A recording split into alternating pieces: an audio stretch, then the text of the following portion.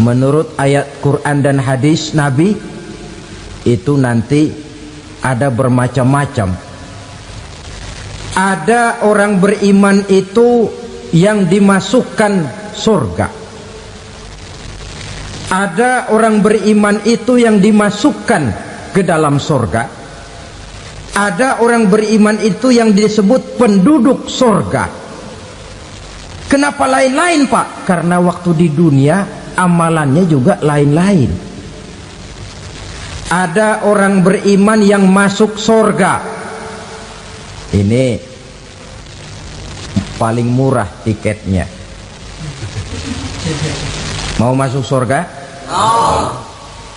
Kata Nabi begini, ma min abdin qala la ilaha illallah thumma mata ala dhalik illa dakhalal jannah.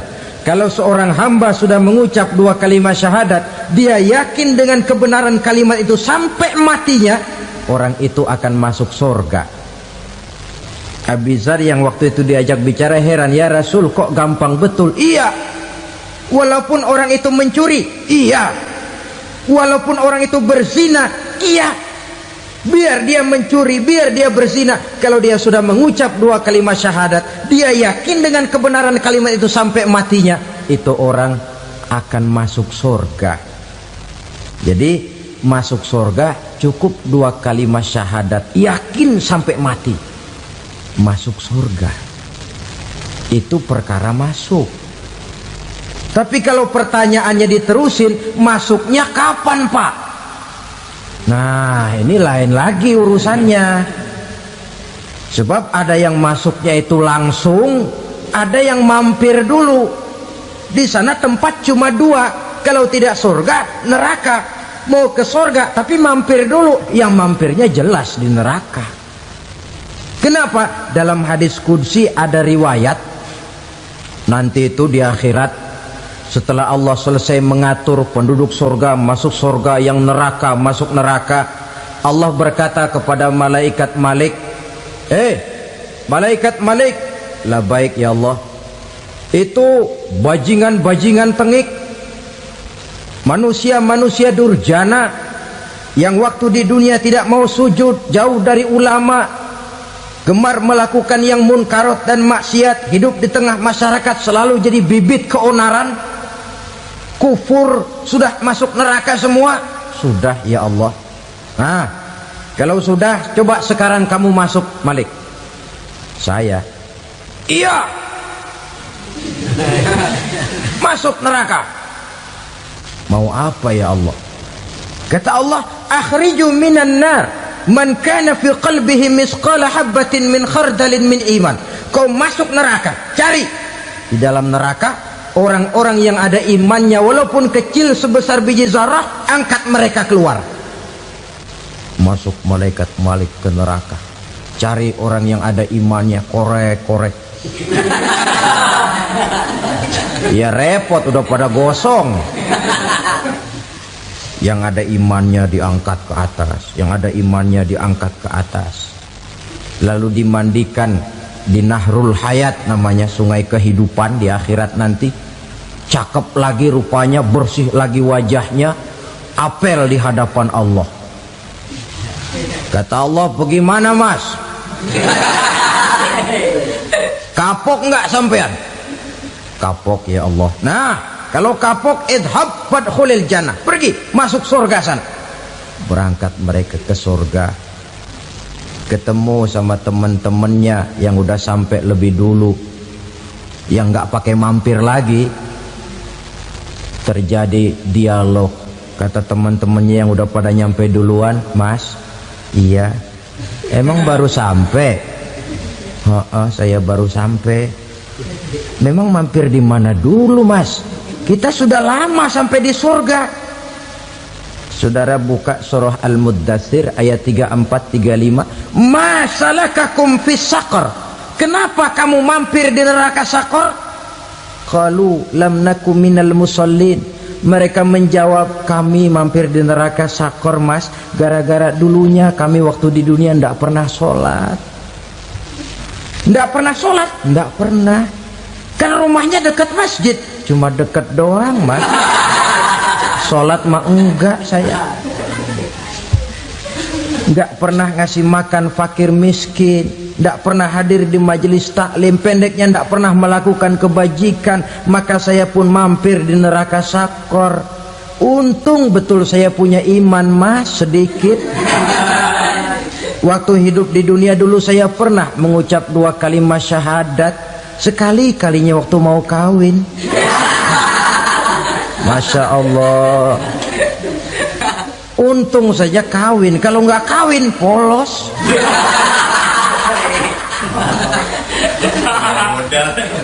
Itu juga pengulu sudah setengah mati ngajarin.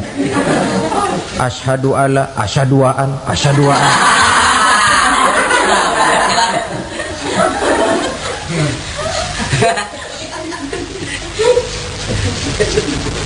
Ini namanya masuk surga, ada mampir dulu.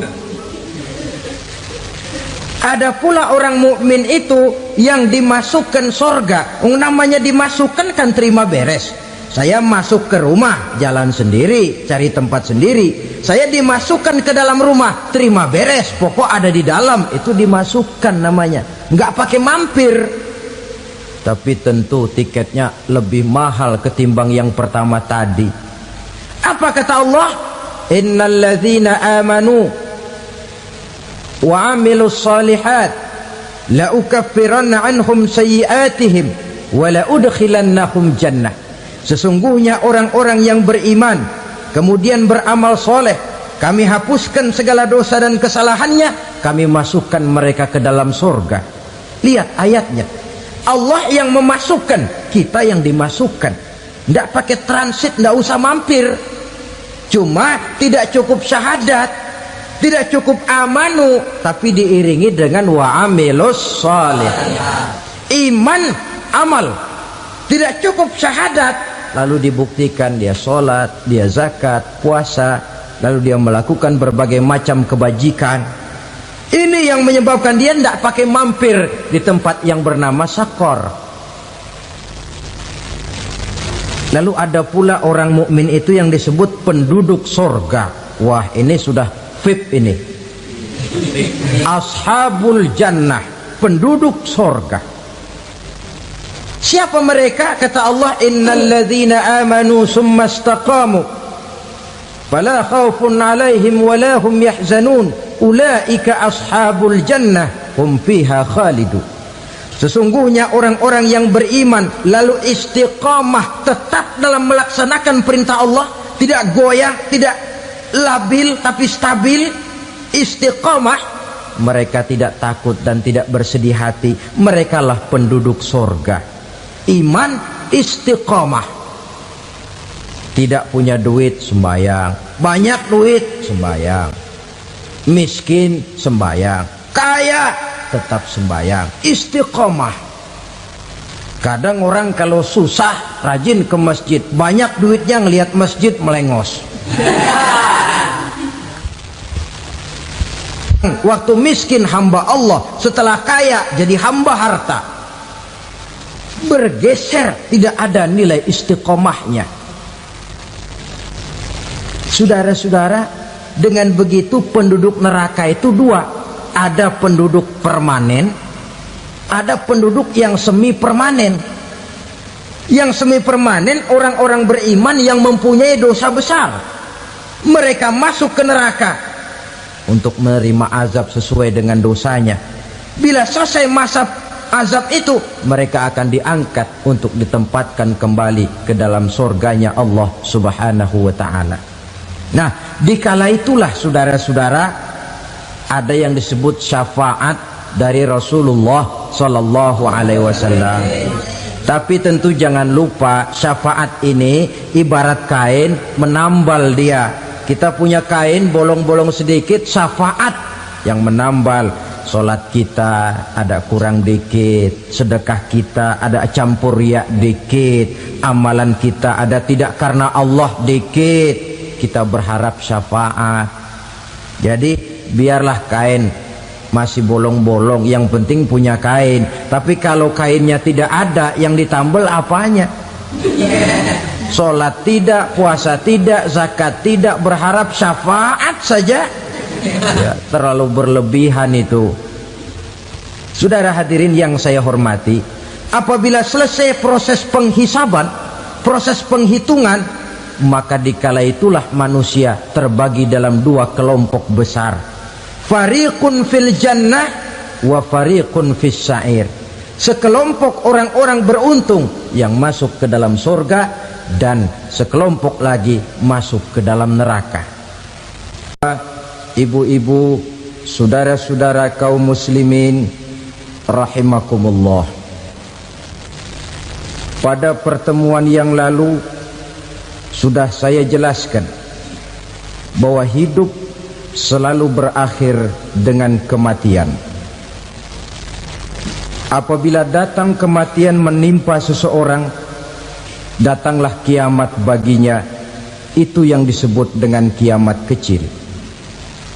Hakikatnya mati adalah perpindahan dari kehidupan di dunia ini menuju kehidupan di alam barzakh. Menunggu kita di alam barzakh sampai datangnya saat kiamat. Entah 10 tahun, entah 100 tahun, entah 1000 tahun, hanya Allah saja yang maha tahu. Adapun orang-orang beriman yang melakukan amal kebajikan dalam kehidupan di dunia ini, masa penantian yang lama di alam barzakh buat mereka sebentar saja. Tetapi bagi orang-orang kafir yang ingkar, yang tidak beriman kepada Allah, yang hidup di dunia cuma menumpuk-numpuk dosa, tentu penantian di alam barzakh akan merupakan waktu yang sangat lama.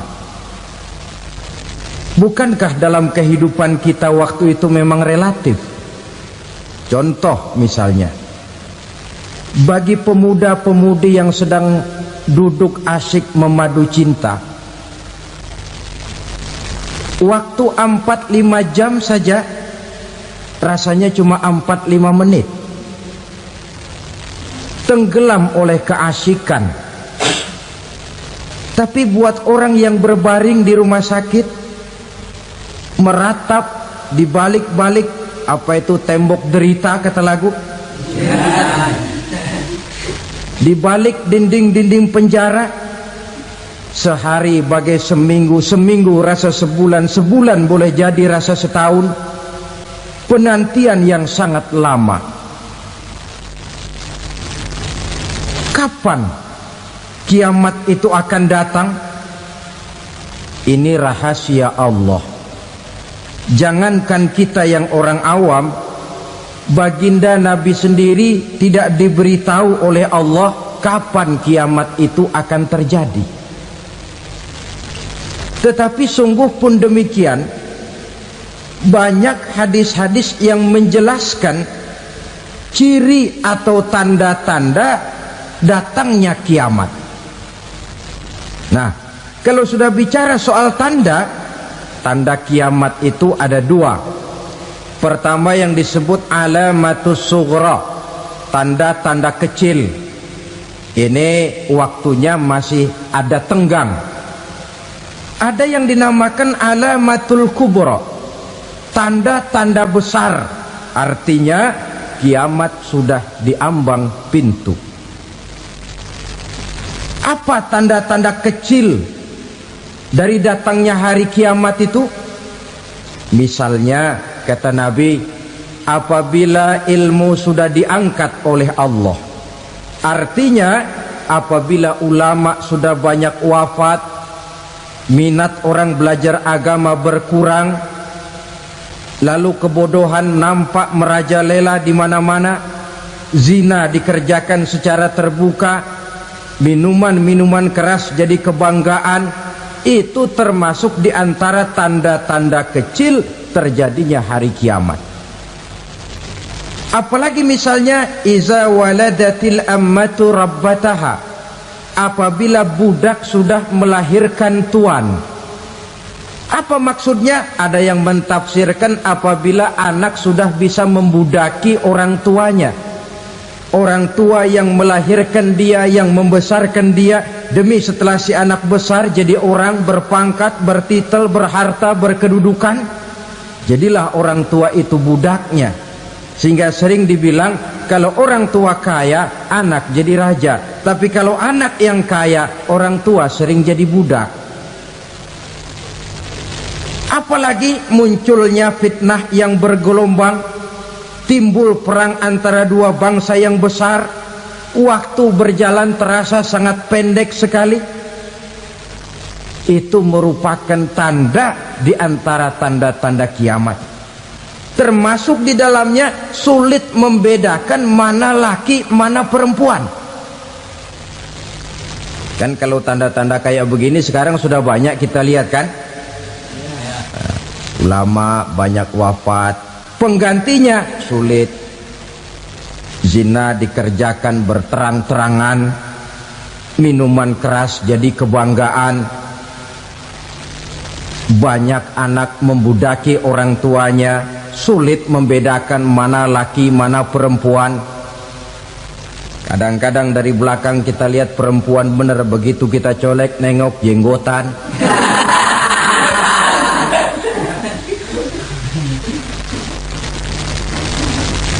Ini termasuk tanda-tanda kecil, masih ada tenggang sampai akan terjadinya kiamat itu. Nah, yang dimaksud dengan tanda-tanda besar, ini tanda besar artinya kiamat sudah di ambang pintu. Pertama, matahari terbit dari sebelah barat. Apabila matahari sudah terbit dari arah sebelah barat, tertutuplah sudah pintu taubat. Bersabda Nabi kita, la taqumus sa'atu hatta tatlu'a syamsu min maghribiha. Tidak akan datang hari kiamat sampai matahari terbit dari arah sebelah barat. Fa iza tala'at, manakala matahari telah terbit dari arah sebelah barat, wara'ahan nasu, manusia banyak menyaksikan itu, amanu ajma'un, mereka pun lalu beriman. Yang tadinya kafir, yang tadinya ingkar, yang tadinya membangkang, setelah melihat matahari terbit dari sebelah barat, buru-buru beriman, berlomba-lomba mengucap dua kalimat syahadat. Tapi apa yang terjadi? Kata Nabi, wadzalika hina la yanfa'u nafsan imanuha lam takun amanat min qabl. Hari itu adalah hari yang iman sudah tidak berguna lagi bagi seseorang apabila sebelumnya memang dia tidak pernah beriman. Au kasabat fi imaniha khaira, atau beriman tetapi tidak pernah melakukan kebajikan di dalam keimanannya itu. Hari yang sudah kasib, hari yang sudah terlambat, beriman tidak akan ada gunanya lagi. Ini pelajaran buat kita. Sebelum sang surya terbit dari sebelah barat, sebelum nafas sampai di tenggorokan, artinya pintu taubat masih terbuka. Kalau dua hal itu sudah terwujud, nafas sudah sampai di kerongkongan atau matahari sudah terbit dari arah sebelah barat, tertutuplah sudah pintu taubat. Tak ada lagi gunanya pangkat, jabatan, harta, bahkan beriman pun dalam suasana macam itu too late, kata orang Kulon. Sudah terlambat. Matahari terbit dari arah sebelah barat, itu tanda besar, artinya kiamat sudah di ambang pintu. Lalu apalagi tanda besar? Munculnya Dajjal. Dajjal artinya pendusta-pendusta yang menyesatkan manusia. Ada dua macam Dajjal, saudara. Ada Dajjal kecil, ini Dajjal kelas teri. Kalau ini sejak zaman Rasulullah sudah ada itu. Tiap zaman ada. Di zaman Rasulullah misalnya ada yang bernama Aswad al-Unsi dari Yaman. ada yang namanya Musailamah Al-Kazzab dari Yamamah, ada yang namanya Ibnu Sayyad dari Madinah. Ini dajjal-dajjal di zaman Rasul. Musailamatul Kazzab memproklamirkan diri jadi nabi, dia di zaman Rasul masih hidup. Ini dajjal zaman Nabi. Di zaman sahabat muncul dajjal-dajjal. Di zaman kita sekarang ini dajjal-dajjal pun gentayangan. Dajjal-dajjal kelas teri. Kerjanya mendustakan manusia, menyesatkan manusia, memalingkan manusia dari jalan yang benar dan diridhoi oleh Allah Subhanahu wa taala. Adapun yang merupakan tanda besar dari datangnya kiamat, dajjal-dajjal kelas kakap, pembohong-pembohong besar yang menyesatkan masyarakat manusia berpaling dari jalan Allah mengikuti jalan mereka. Apa sih ciri dajjal itu? Kata Nabi dalam hadis Bukhari Muslim, inna dajjala, sesungguhnya yang namanya dajjal itu yakhruju, satu saat akan muncul mendekati hari kiamat. Wa inna ma'ahu ma'an, si dajjal ini membawa air. Wa naran, dan juga membawa api. Dua simbol. Di tangan yang satu dia bawa air, di tangan yang satu dia bawa api. Wa ammal ladzi yarahu an-nasu ma'an fanarun, adapun yang orang banyak lihat air, hakikatnya adalah api. Yang dilihat api, hakikatnya adalah air. Oleh sebab itu, kalau api yang ditawarkan, ambillah air. Kalau air yang ditawarkan, pilihlah api. Maksudnya apa ini? Ini bahasa simbol, saudara-saudara. Dajjal bicaranya seolah-olah untuk kepentingan manusia, menawarkan surga. Surga yang dia tawarkan hakikatnya neraka.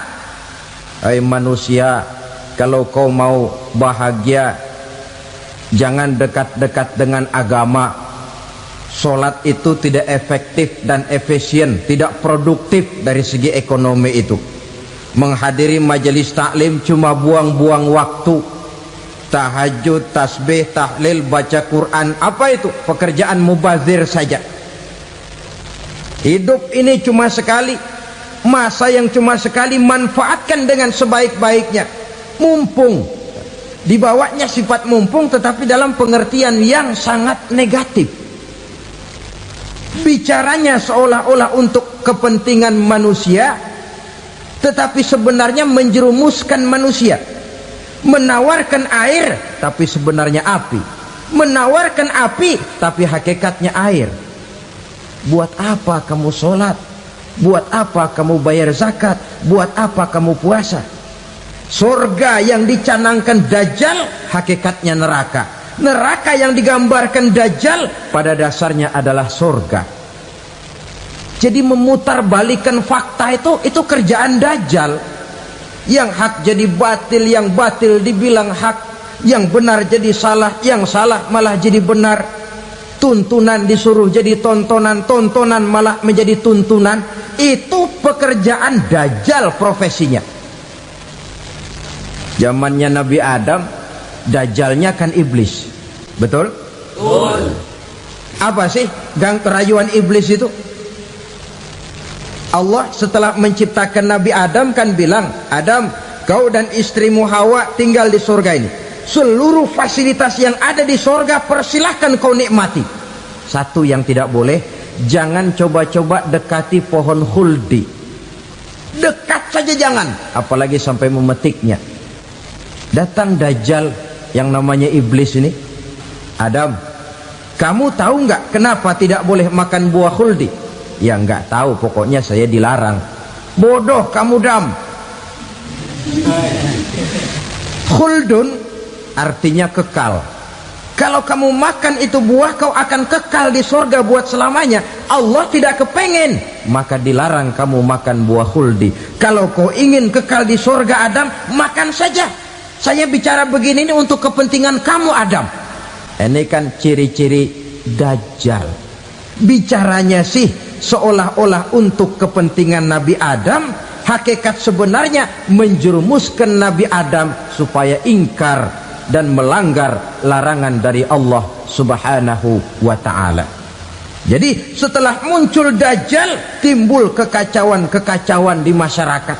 Banyak yang terpengaruh, terpedaya dan terpesona, termasuk mereka yang memproklamirkan diri jadi nabi, mereka yang memproklamirkan diri jadi rasul di zaman sesudah Rasulullah wafat.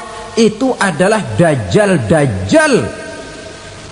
Maka saya ingatkan, kalau di zaman kita sekarang ini ada orang ngaku jadi nabi, ada orang ngaku jadi rasul, biar bahasa Arabnya kental, Quran hafal, hadis ribuan hadis hafal, biar pakai serban sampai menyengser ke tanah, bahasa Arabnya fasih, tapi dia mengaku jadi nabi, jadi rasul, kita umat Islam wajib tidak percaya, wajib untuk tidak percaya.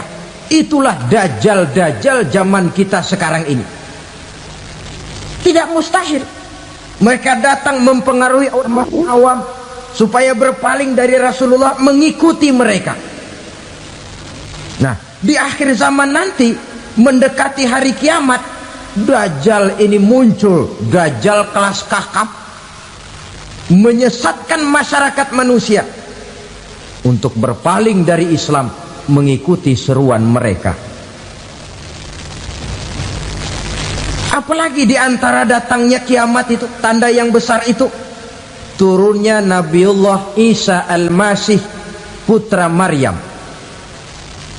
Menurut berbagai hadis yang sahih, Nabi Isa Al-Masih nanti akan turun lagi, tidak membawa risalah yang baru, tapi meluruskan risalah Islam ini yang telah banyak ditinggalkan oleh masyarakat.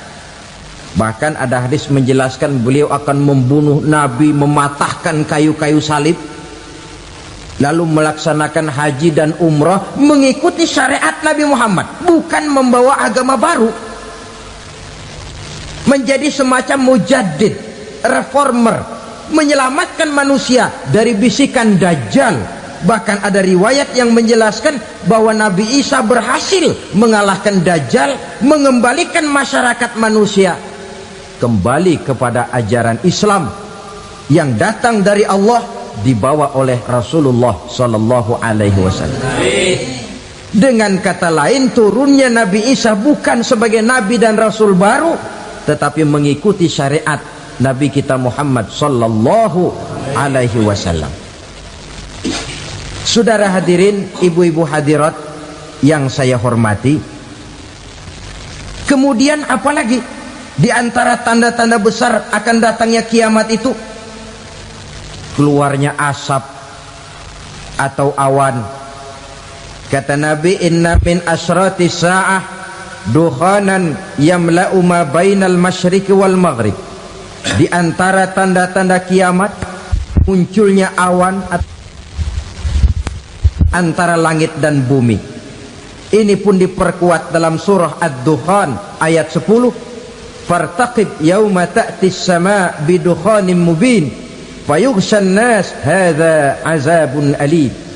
Bagi orang-orang yang beriman, mereka biasa-biasa saja, tapi bagi orang kufur, datangnya asap dan awan ini merupakan azab yang kelewat pedih.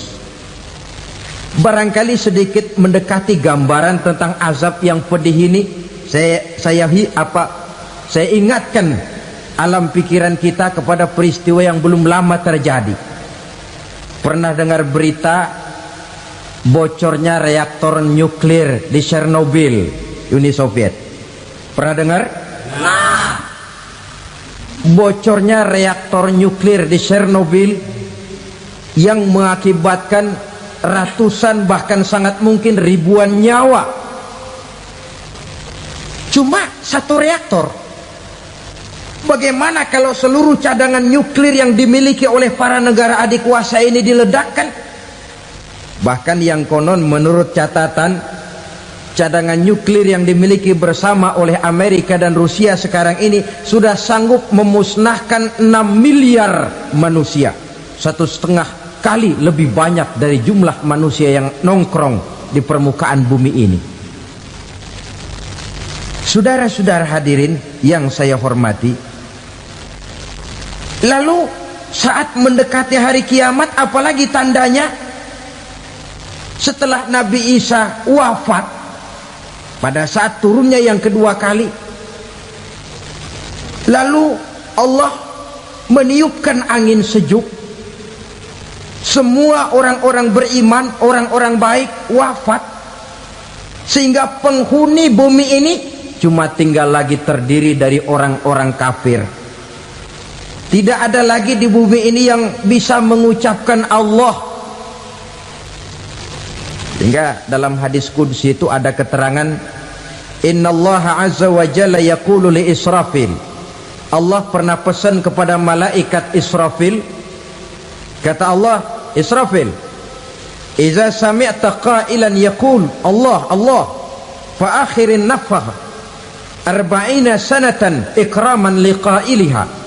Hai Israfil, apabila kau dengar di permukaan bumi masih banyak orang yang mengucapkan Allah Allah, maka tunda sangkakala kiamat itu 40 tahun.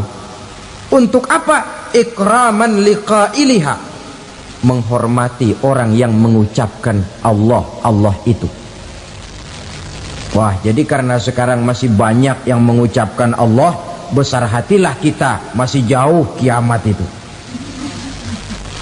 Tapi jangan lupa, kiamat pribadi, kiamat kecil itu yang gak kita sangka-sangka. Ajal datang mencabut nyawa, itu kiamat pribadi, dan itu yang pasti kita hadapi, dan itu yang membuat kita tidak boleh bersikap main-main di dalam kehidupan sekarang ini.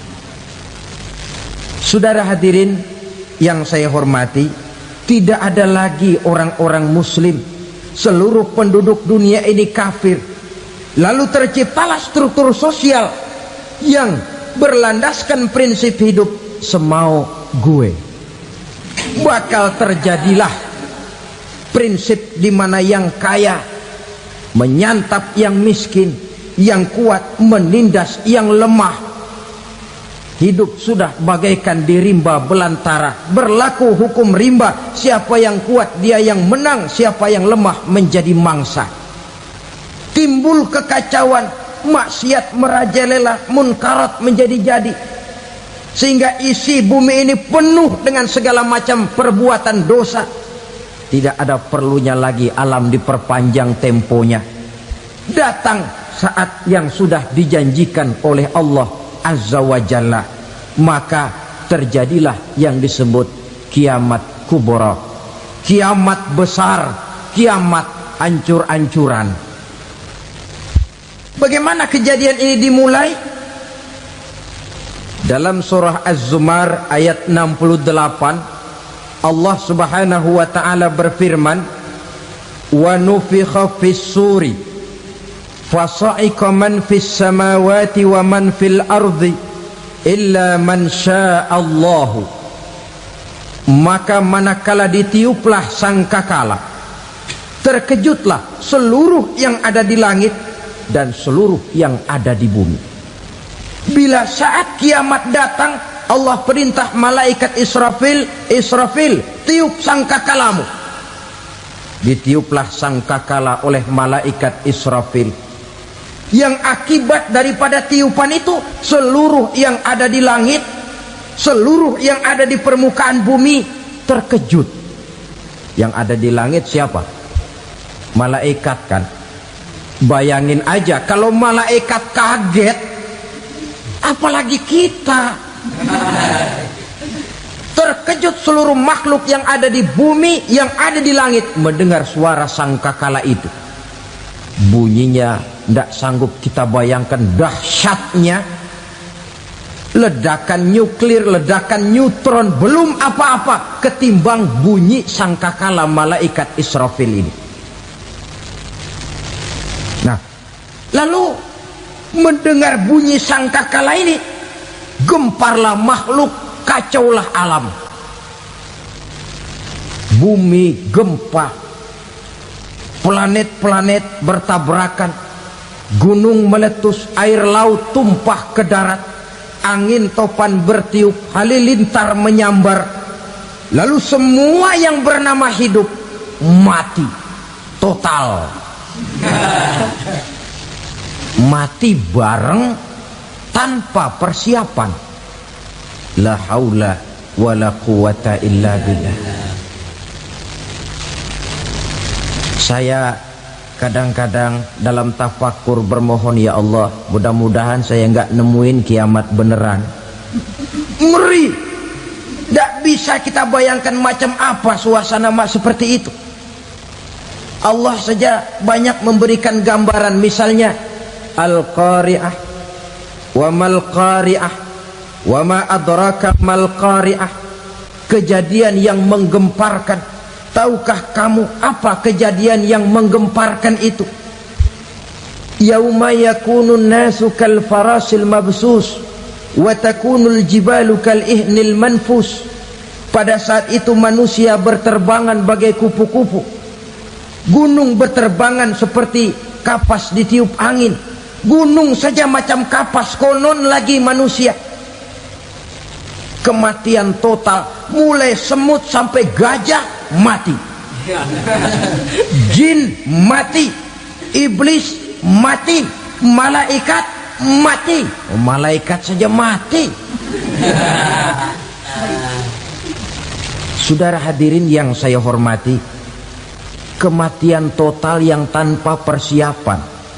Orang bilang, Pak, kalau mati bareng begitu yang repot malaikat maut dong ya. Cabut sana, cabut sini. Itu kalau menurut logika kita, mestinya begitu menurut logika. Tapi logika juga yang nggak perlu serepot itu. Sebab untuk mematikan listrik di wilayah DKI, di wilayah Jakarta, nggak perlu tiap rumah didatengin, matiin, ya lama. Cukup dari kantor pusatnya saja PLN, tekan satu tombol, gelaplah seluruh Jakarta. Saudara hadirin yang saya hormati, kematian total. Lalu setelah kematian total, planet-planet juga mati, dalam arti tidak bergerak dan beredar. Angin mati, dalam arti tidak bertiup. Air mati, dalam arti tidak ada riak gelombang. Pokoknya semua mati. Kullu nafsin za'iqatul maut, semua yang bernafas mati. Dalam ayat lain, kullu man 'alaiha fan, semua yang ada di permukaan bumi fana. Yang kekal cuma Allah Subhanahu wa ta'ala. Yang paling belakang mati malaikat maut dan malaikat Israfil. Tapi mati juga sesuai dengan janji Allah. 40 lamanya. Tidak dijelaskan oleh Abi Hurairah 40 jam, apa 40 hari, apa 40 tahun. Hadis-hadis cuma menyebutkan 40 saja. Sunyi alam, yang tinggal cuma Allah saja lagi. Ketika itu Allah berseru-seru, katanya, limanil mulkul yauma, siapa para penguasa hari ini? Mana itu raja-raja dan penguasa yang dulu mengaku jadi Tuhan? Fir'aun, mana Fir'aun sekarang? Yang dulu jadi raja, merasa berhasil, sombong, lalu tidak mau turun-turun dari kekuasaannya, sampai kepada puncak kekurang ajarannya mengangkat diri jadi Tuhan. Mana itu Fir'aun? Namrus, mana sekarang Namrus? La ilaha illa ana, ternyata tidak ada Tuhan lain selain daripada aku, kata Allah. Proses kemudian, saudara-saudara, turunlah hujan dari langit. 40 lamanya hujan itu. Tidak jelas juga 40 jam apa 40 hari. Setelah air turun membasahi, datanglah tiupan sangkakala yang kedua. Semua yang bernama mati bangkit dari kuburnya masing-masing. Ini yang disebut Yaumul Ba'thi, hari kebangkitan. Allahu Akbar. Pada saat kita bangkit dari kubur kita masing-masing, kumpul di padang mahsyar namanya. Bayangin aja, saya sendiri nggak sanggup bayangin. Manusia sejak zaman Adam sampai zaman kiamat kumpul bareng di tempat sama. Berapa banyaknya itu?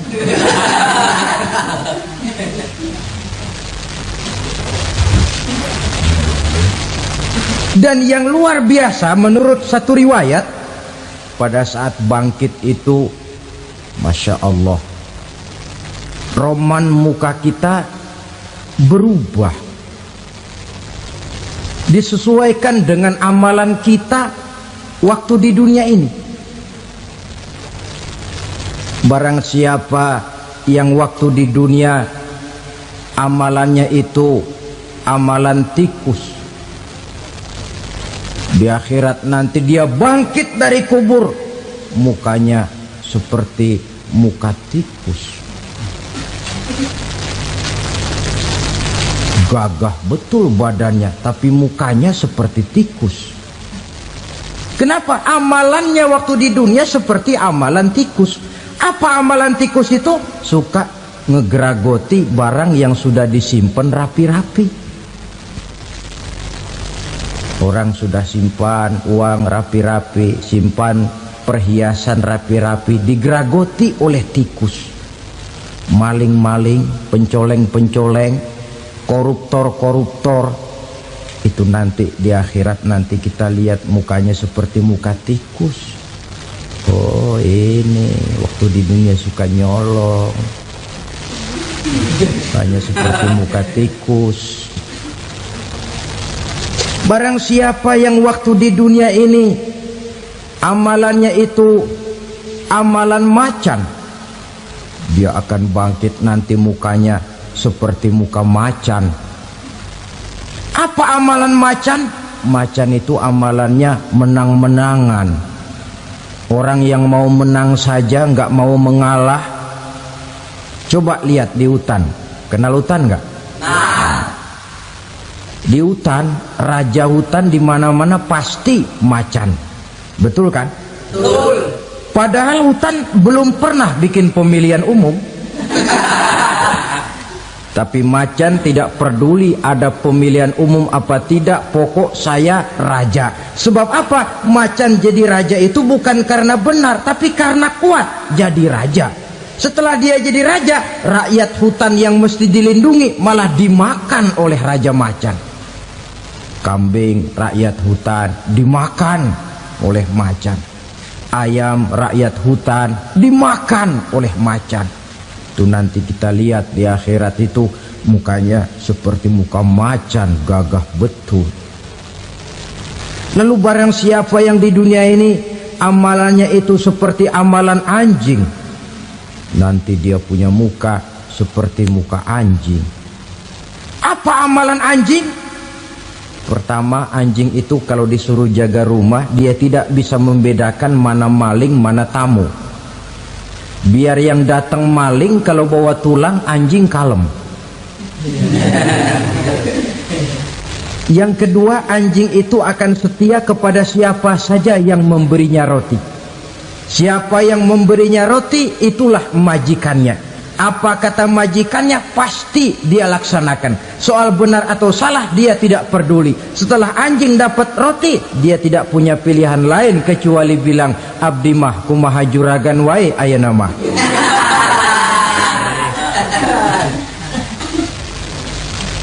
Saudara hadirin yang saya hormati,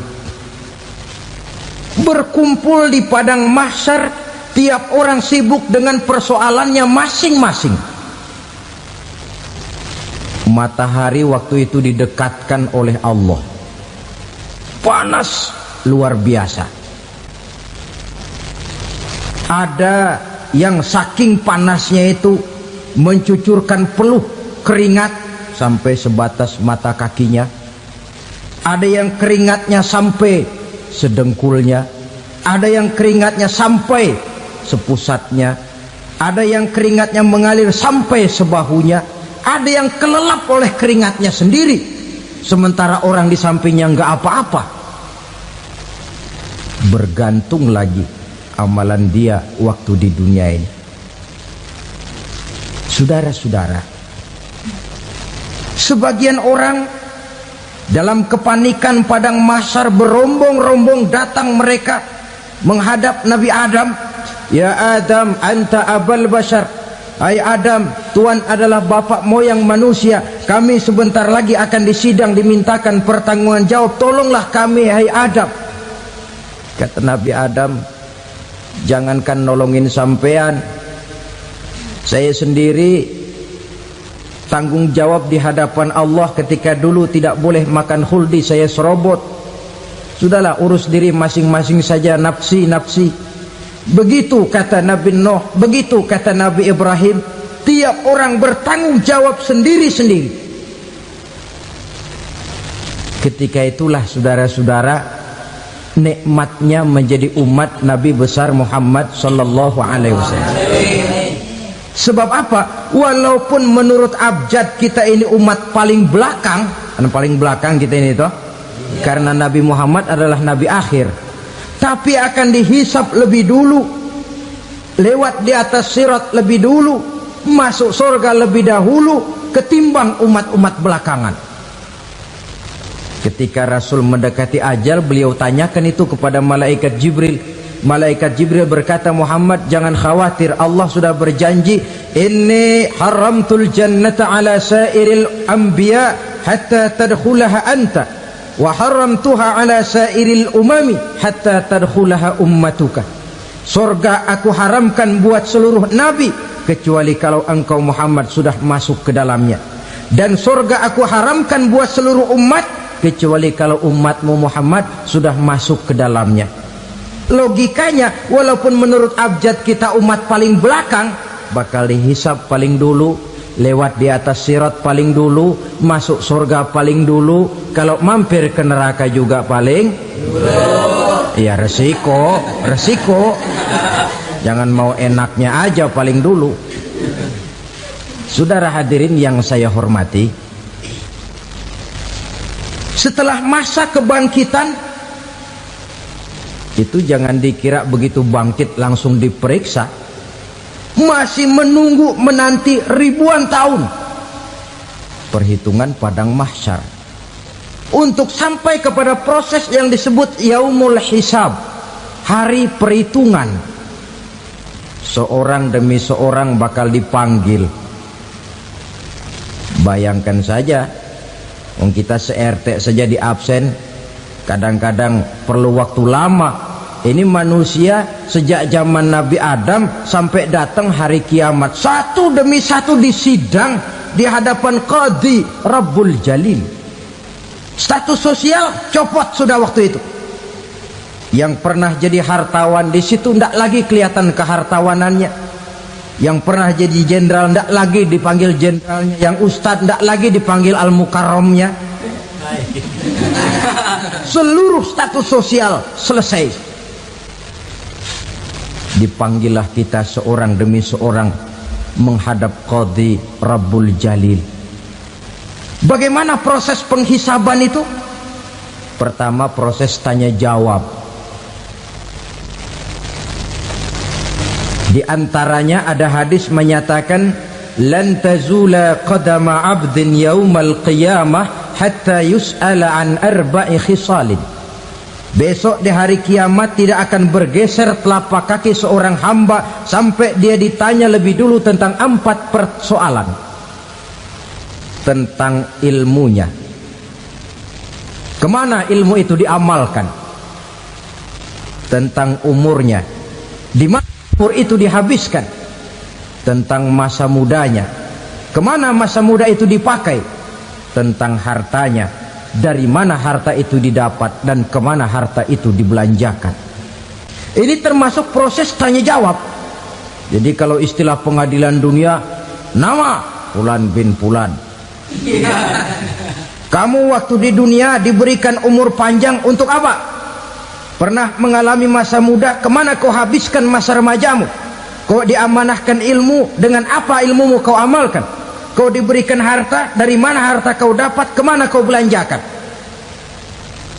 Tak seorang pun yang bisa mungkir. Sebab apa? Dikala itu yang menjadi saksi bukan orang. Yang menjadi saksi adalah seluruh anggota badan kita.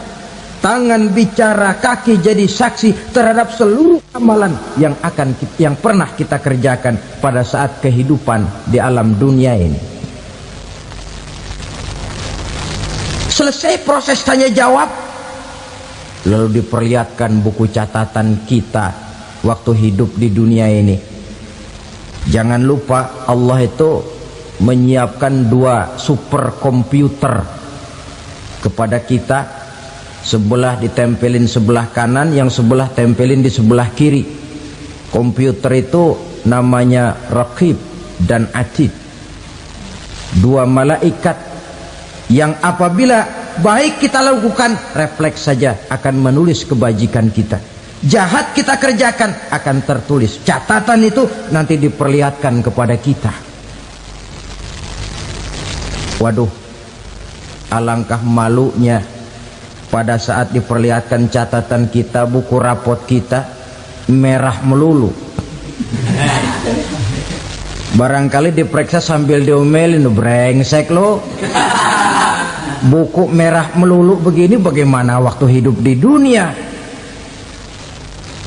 Tidak cukup diperlihatkan buku catatan kehidupan, rekaman kehidupan. Rekaman kehidupan kita secara utuh sejak terlahir sampai ajal datang merenggut nyawa. Barangkali mirip dengan video sekarang ini, di mana terekam dengan baik seluruh kegiatan kita, sejak yang sekecil-kecilnya sampai kepada yang sebesar-besarnya. Untuk kemudian kita pun menerima balasan. In khairan fa khairun wa in syarran fa syarrun. Kalau baik ya baik balasannya, kalau jahat ya jahat juga balasannya. Catatan-catatan kita diberikan. Kalau banyak kebajikannya diberikan di tangan kanan dengan cara yang halus. Kalau banyak kejahatannya diberikan dari sebelah kiri atau dilempar dari belakang. Itulah sebabnya sejak di dunia ini kita sudah mohon kepada Allah. Ketika berwudu membasuh tangan kanan, apa kita bilang?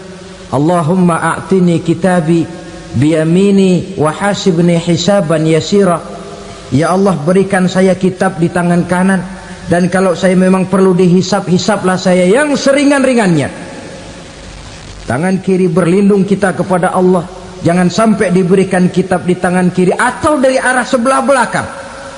Wa a'udzubika an tu'tiya kitabi bishimali aw min wara'i zuhri, dari arah sebelah belakang. Na'udzubillah min dzalik. Setelah selesai lewat proses penghisaban, lewat mizan, timbangan, maka yang sudah selesai dihisab itu bergeraklah menuju sirat, jembatan yang terbentang menuju surga melalui neraka.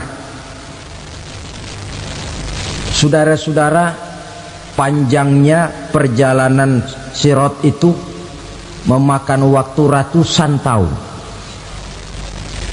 Tetapi orang yang lewat di atas sirat pun macam-macam, bergantung amalannya ketika di dunia ini. Ada yang lewat di atas sirat itu kal barkil khatib, seperti kilat yang menyambar, lep, sudah sampai dia di surga. Cepat bukan main. Ada yang lewat di atas sirat itu seperti orang lari-lari. Ada yang lewat di atas sirat itu seperti orang jalan biasa. Ada yang sambil merangkak, ada yang sambil ngesor, ada yang sambil gelayutan, ada yang selamat sampai ke ujung ke surga, ada yang tergelincir jatuh masuk ke dalam neraka, bergantung amalannya dalam kehidupan di dunia sekarang ini. Tiap kita akan melewati yang namanya sirat ini. Saudara-saudara kaum muslimin yang saya hormati, dengan demikian mereka yang selamat melalui sirat sampai ke terminal akhir surga, mereka yang ketika dihisab ternyata banyak kejahatannya daripada kebaikannya, mereka singgah di dalam neraka. Nah, adapun orang-orang yang beriman menurut ayat Quran dan hadis Nabi itu nanti ada bermacam-macam. Ada orang beriman itu yang dimasukkan surga. Ada orang beriman itu yang dimasukkan ke dalam surga. Ada orang beriman itu yang disebut penduduk surga. Kenapa lain-lain, Pak? Karena waktu di dunia amalannya juga lain-lain. Ada orang beriman yang masuk surga. Ini paling murah tiketnya. Mau masuk surga? Kata Nabi begini, ma min abdin qala la ilaha illallah thumma mata ala dhalik illa dakhalal jannah. Kalau seorang hamba sudah mengucap dua kalimat syahadat, dia yakin dengan kebenaran kalimat itu sampai matinya, orang itu akan masuk surga. Abi Dzar yang waktu itu diajak bicara heran, ya Rasul kok gampang betul? Iya, walaupun orang itu mencuri, iya, walaupun orang itu berzina, iya, biar dia mencuri, biar dia berzina, kalau dia sudah mengucap dua kalimat syahadat, dia yakin dengan kebenaran kalimat itu sampai matinya, itu orang akan masuk surga. Jadi masuk surga cukup dua kalimat syahadat, yakin sampai mati, masuk surga. Itu perkara masuk. Tapi kalau pertanyaannya diterusin, masuknya kapan, Pak? Nah, ini lain lagi urusannya. Sebab ada yang masuknya itu langsung, ada yang mampir dulu. Di sana tempat cuma dua, kalau tidak surga, neraka. Mau ke surga tapi mampir dulu, yang mampirnya jelas di neraka.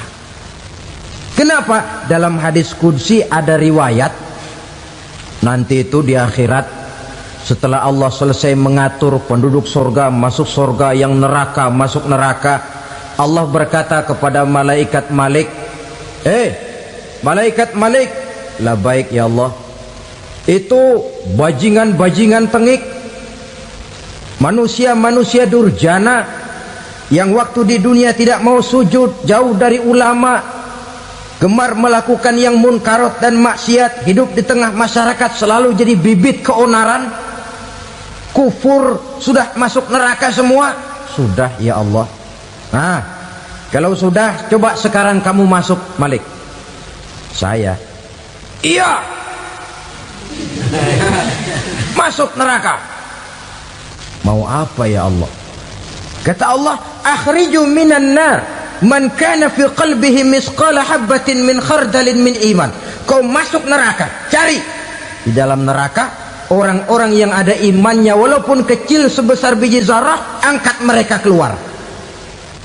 Masuk malaikat Malik ke neraka, cari orang yang ada imannya, korek-korek. Ya repot, udah pada gosong. Yang ada imannya diangkat ke atas, yang ada imannya diangkat ke atas, lalu dimandikan di Nahrul Hayat, namanya sungai kehidupan di akhirat nanti. Cakep lagi rupanya, bersih lagi wajahnya, apel di hadapan Allah. Kata Allah, bagaimana mas? Kapok nggak sampean? Kapok ya Allah. Nah, kalau kapok, idhab fadkhulil jannah, pergi masuk surga sana. Berangkat mereka ke surga. ketemu sama teman-temannya yang udah sampai lebih dulu, yang nggak pakai mampir lagi. Terjadi dialog.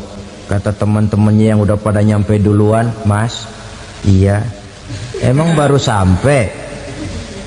Saya baru sampai." "Memang mampir di mana dulu, Mas? Kita sudah lama sampai di surga."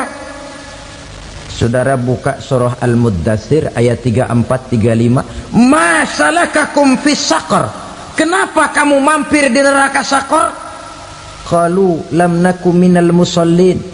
Mereka menjawab, kami mampir di neraka Saqar, Mas, gara-gara dulunya kami waktu di dunia ndak pernah sholat. Ndak pernah sholat? Ndak pernah. Kan rumahnya dekat masjid. Cuma dekat doang, Mas. Sholat mah enggak saya. Nggak pernah ngasih makan fakir miskin, nggak pernah hadir di majelis taklim, pendeknya nggak pernah melakukan kebajikan, maka saya pun mampir di neraka Saqar. Untung betul saya punya iman, Mas, sedikit. Waktu hidup di dunia dulu saya pernah mengucap 2 kalimat syahadat, sekali-kalinya waktu mau kawin. Masya Allah. Untung saja kawin, kalau nggak kawin polos.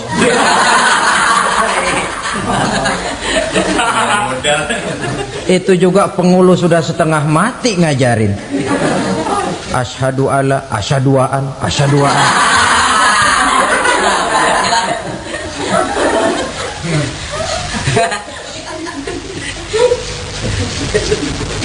Ini namanya masuk surga, ada mampir dulu. Ada pula orang mukmin itu yang dimasukkan surga. Namanya dimasukkan kan terima beres. Saya masuk ke rumah, jalan sendiri, cari tempat sendiri. Saya dimasukkan ke dalam rumah, terima beres, pokok ada di dalam, itu dimasukkan namanya. Nggak pakai mampir. Tapi tentu tiketnya lebih mahal ketimbang yang pertama tadi. Apa kata Allah? Innal ladzina amanu wa amilus salihat la ukaffiranna anhum sayyi'atihim wa la udkhilannahum jannah. Sesungguhnya orang-orang yang beriman kemudian beramal soleh, kami hapuskan segala dosa dan kesalahannya, kami masukkan mereka ke dalam surga. Lihat ayatnya, Allah yang memasukkan, kita yang dimasukkan. Tidak pakai transit, tidak usah mampir. Cuma tidak cukup syahadat, tidak cukup amanu, tapi diiringi dengan wa'amilus salih. Iman, amal. Tidak cukup syahadat, lalu dibuktikan dia sholat, dia zakat, puasa, lalu dia melakukan berbagai macam kebajikan. Ini yang menyebabkan dia tidak pakai mampir di tempat yang bernama Saqar. Lalu ada pula orang mukmin itu yang disebut penduduk surga. Wah, ini sudah VIP ini. Ashabul jannah, penduduk surga. Siapa mereka? Kata Allah, innal ladzina amanu summa istaqamu fala khaufun alaihim wala hum yahzanun ulaika ashabul jannah hum fiha khalidun. Sesungguhnya orang-orang yang beriman lalu istiqamah, tetap dalam melaksanakan perintah Allah, tidak goyang, tidak labil tapi stabil, istiqamah, mereka tidak takut dan tidak bersedih hati. Merekalah penduduk surga. Iman, istiqamah. Tidak punya duit, sembayang. Banyak duit, sembayang. Miskin, sembayang. Kaya, tetap sembayang. Istiqamah. Kadang orang kalau susah rajin ke masjid, banyak duitnya ngelihat masjid melengos.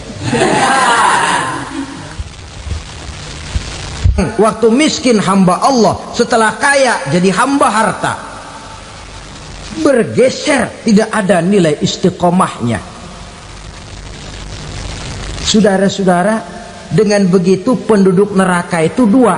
Ada penduduk permanen, ada penduduk yang semi permanen. Yang semi permanen orang-orang beriman yang mempunyai dosa besar. Mereka masuk ke neraka untuk menerima azab sesuai dengan dosanya. Bila selesai masa azab itu, mereka akan diangkat untuk ditempatkan kembali ke dalam surganya Allah subhanahu wa ta'ala. Nah, dikala itulah saudara-saudara, ada yang disebut syafaat dari Rasulullah sallallahu alaihi wasallam.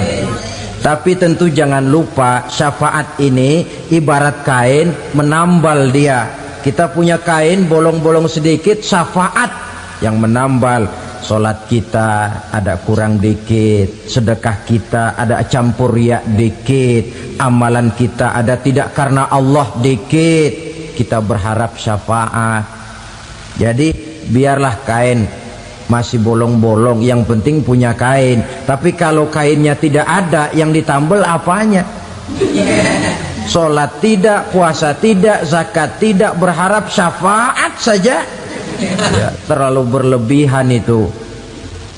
Saudara hadirin yang saya hormati, apabila selesai proses penghisaban, proses penghitungan, maka dikala itulah manusia terbagi dalam dua kelompok besar. Fariqun fil jannah wa fariqun fis sa'ir. Sekelompok orang-orang beruntung yang masuk ke dalam surga, dan sekelompok lagi masuk ke dalam neraka.